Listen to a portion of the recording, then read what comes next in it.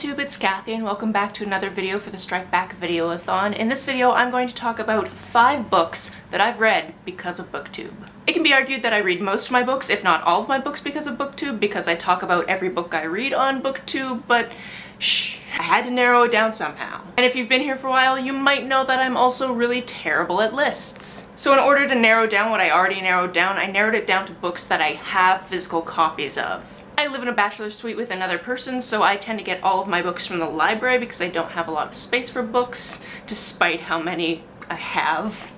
So I kind of figured if I actually own these books, and they're books that I read because of BookTube, they gotta be special. My lipstick is doing weird things. That's fun.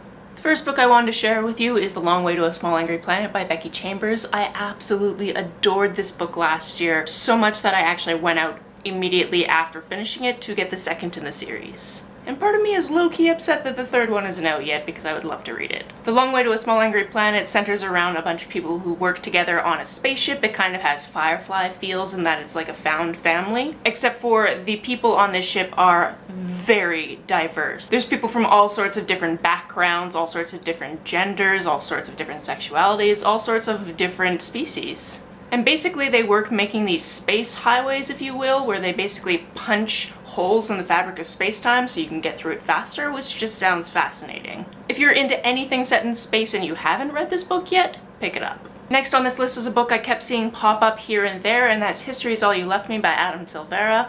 I cried at this book.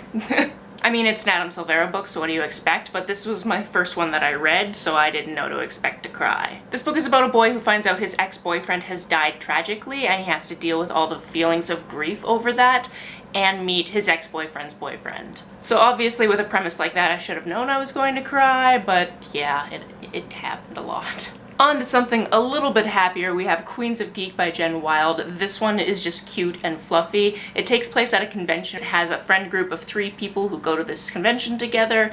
One of them is an indie film actress who is promoting some work that she just recently did, and the other 2 are there basically as con goers as opposed to being behind the scenes and on the panels and that type of thing. So you get to see these 2 different perspectives, and there's 2 different love stories, and it's just really cute. I read it in a day. And because one of the protagonists is bi, I was just like, yes please. This next book is a recent release from somebody who I've been watching on BookTube for probably the longest since I started watching BookTube videos, and that's The Beginning of the World in the Middle of the Night by Jen Campbell. Firstly, look how beautiful this hardback is. Just, it's absolutely stunning. Jen Campbell, if you don't know her channel, I'll link it down below because you should be watching it. She's a writer based in the UK, and I absolutely love what she has to say about books. She judges tons of literary prizes and she writes her own poetry. This is a collection of short stories and they're wonderful.